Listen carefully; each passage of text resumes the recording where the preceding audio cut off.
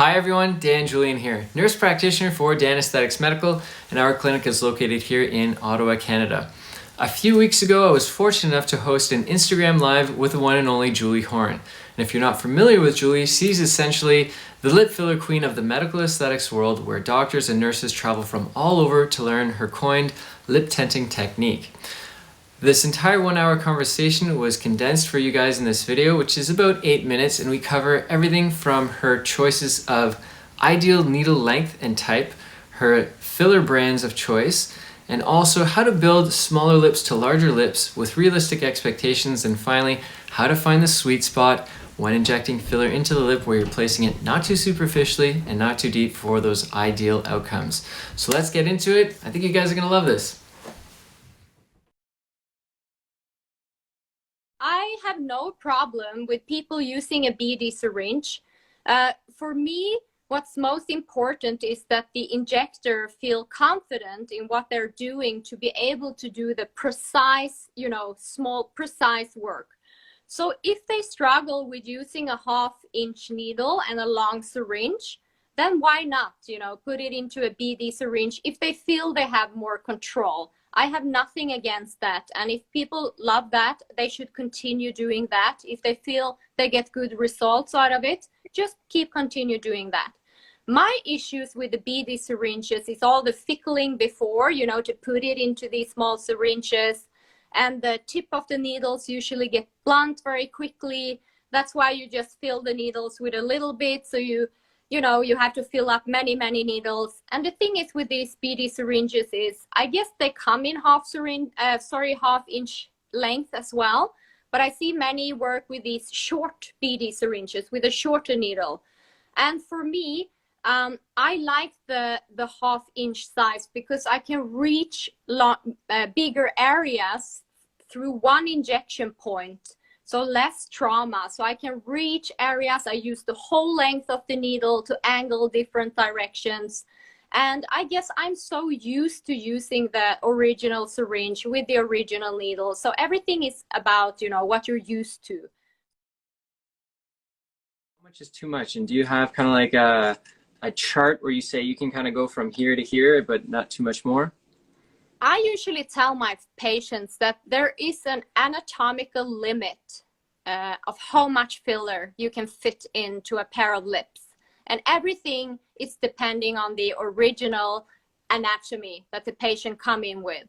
So if you have thinner lips to begin with, you have less space to play with.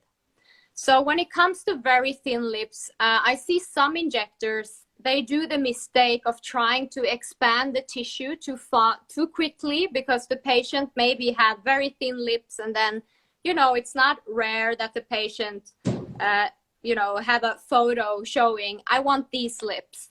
And they are like full, lush, everted, juicy lips. And then as professionals, we understand that it's not possible to reach that goal. Not even over years, or not even if you include surgery in addition, it might not be possible at all to reach that goal. So you need to sit down and have this. Sometimes it can be quite a tough conversation to have with your patient. So then we have to have that talk with the patient. So when I have a patient that have very thin lips, I try to talk to them, please don't have the goal of having big lips. Because if you have very thin lips to begin with, there are, of course, room for improvements. There are room for getting a little bit more fullness. I mean, I had very thin lips, and I'm not huge, but I have lips, but it's a journey. So we have to make the patient understand it's not a session or two, it's a journey over time. So when I have very thin lips, it's not uncommon that I choose to inject only 0.2 milliliter in the first session, because there is that limited space. I am injecting in a more or less close compartment of the lips, which means below the white roll. I'm only injecting in the red component of the lip because the white roll is a structural adhesion and it works as a barrier. I'm in front of the orbicularis oris muscle, and I'm above the fascia in the wet-dry junction. And when you say 0.2, or is that 0.2 in the upper lip, or is that 0.2 in everything? In everything. With oh, really? So 0.05 in everything. In each with these very thin lips, yeah. Okay. But sometimes it's 0.3, sometimes it's half a syringe. You know, it's depending on what space we have to work with. I think how long between the injections do you think you can wait for them to create enough space to try and put a little bit more? I have like a limit. I want them to wait at least 4 weeks in between every session, so they are completely healed. I don't want any kind of local inflammation going on. So minimum 4 weeks between the first and second session, and then I make them wait maybe a couple of months, 8 weeks until the third session. So it's a long journey, right, with the patient. So I try to make them understand that it's not a quick fix. It's a journey if you want them to look natural during the process and the end result. Do you find that for clients who are coming in for their first time doing any type of lip filler, that often enough it just kind of like goes away within 3 to 4 months? And do you do like a recommended top up maybe at 4 weeks or something like that, just in each pillow, just to kind of keep it lasting longer? Is that something you do? Absolutely. I have a few patients. I wouldn't say it's very common, but it does exist. These patients, they come and you feel, let's say they have normal sized lips and you can get a full syringe in there.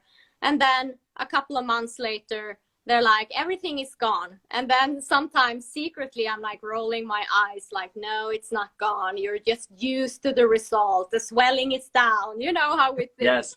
But that some of these people, they actually come and I touch the lips and it's gone. It's really gone. It's not common, but I've experienced it a few times. I don't know really why, if they have extremely high metabolism, if they're doing extreme sports. I don't know why this happens. So when this happens, I try another filler that is more cross-linked. So the portfolio I'm mainly working with, the Restylane portfolio, my favorite product is Restylane Kiss. That's what I use like 70% of the cases. It's all depending on the lip tissue, which product I'm using. But if I start using Restylane Kiss, which has like medium G prime, and the patient come back 2-3 months later, everything is gone, then the second session, I rather choose Restylane Define. First of all, Define has bigger particle sizes, so it will give slightly more volume, but it's also the filler that has the highest degree of cross-linking within the Restylane portfolio, and it, in my experience, seems to last a little bit longer. So that's the first step I do. Try that filler, and often it helps to last a little bit longer. But also repeated treatments over time usually helps the filler to last longer. Someone is asking, how do you know if you're in that secret or that specific plane, right? Because I remember that too, right? Everyone's saying, well, you've got to be superficial, but if you're too superficial, then that's not a good thing either. How do you know when you're in the right sweet spot? I have a good answer for that. So usually if I do a vertical injection, let me get a pen.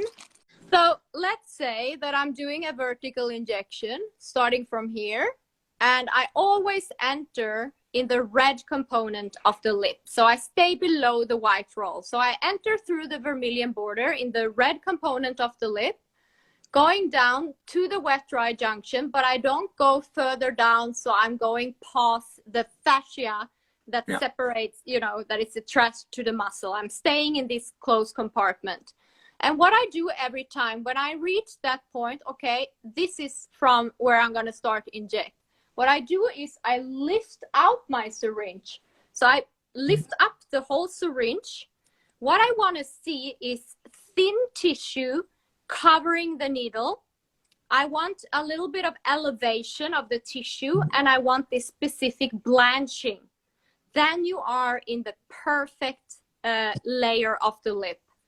If you can see the gray color of the needle through the tissue when you lift up the syringe, you are too superficial. The filler can be visible on the surface. You can get Tyndall effect. You can get visible small nodules. If you lift up the syringe and you have too heavy tissue over the syringe, you don't get that specific elevation and you don't get that specific blanching. You are too deep.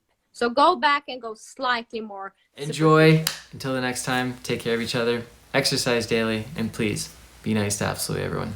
Take care, guys.